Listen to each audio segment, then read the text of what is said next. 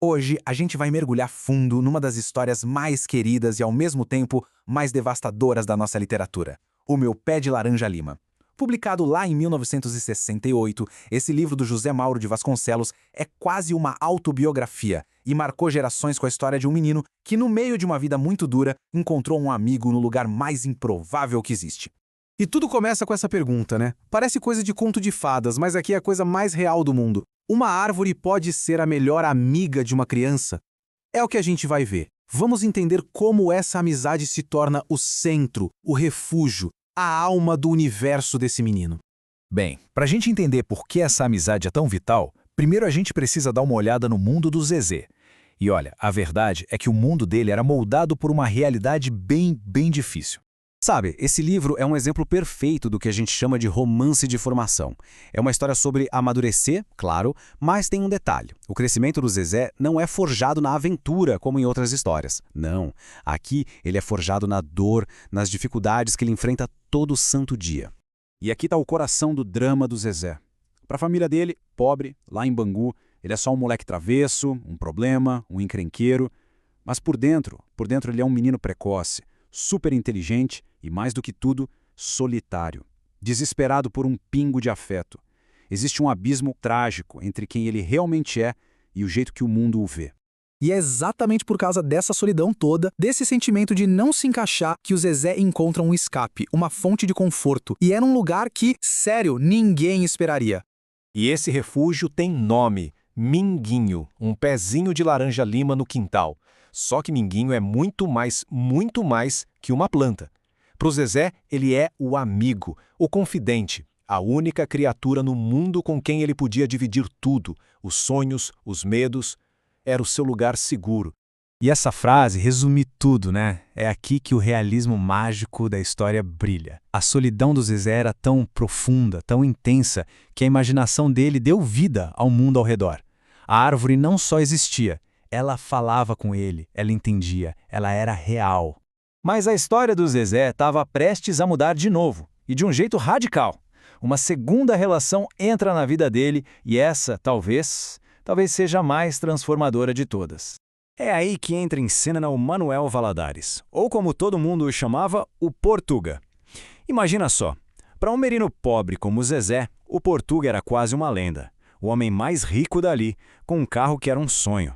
Mas o que começa como uma admiração de longe, estava prestes a se tornar algo muito mais profundo.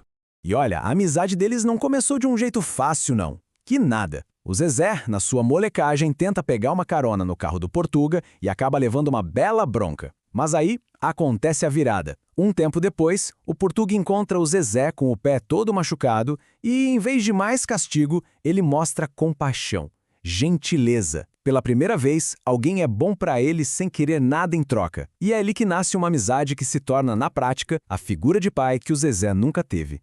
E é justo nesse momento, quando as coisas parecem finalmente se ajeitar, quando o Zezé encontra um pouco de amor, de segurança, é aí que a realidade se prepara para dar o golpe mais violento de todos.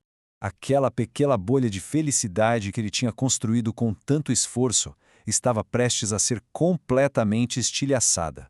E não por uma, mas por duas notícias terríveis, uma atrás da outra. A tragédia aqui vem em dose dupla. Primeiro, Zezé descobre que vão cortar o Minguinho, o pé de laranja lima dele. Pensa no simbolismo. É o fim do seu mundo mágico, do seu refúgio. E, ao mesmo tempo, como se não bastasse, vem a notícia de que o Portuga morreu num acidente com o trem Mangaratiba. É a força bruta do destino, da realidade, atropelando tudo sem dó. E esses dois acontecimentos, juntos, têm um impacto que vai mudar o Zezé para sempre. É um golpe que marca o fim definitivo da infância dele.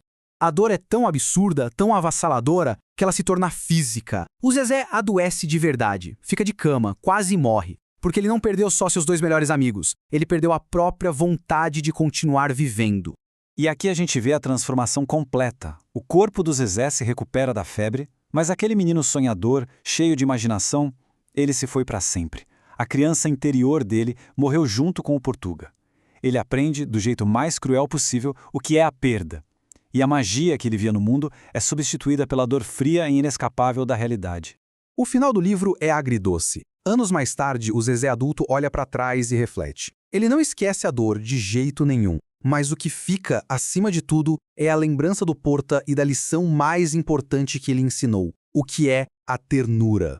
Foi só um instante de amor de uma infância roubada, mas foi aquele instante que o marcou para sempre. E assim, a história do Zezé deixa a gente com essa pergunta: o que significa de verdade perder a inocência? É só ficar mais velho? Ou é aquele momento em que a dor do mundo se torna tão grande que nem a nossa imaginação mais fértil consegue criar uma saída? É uma reflexão poderosa e muito triste sobre a fragilidade da infância.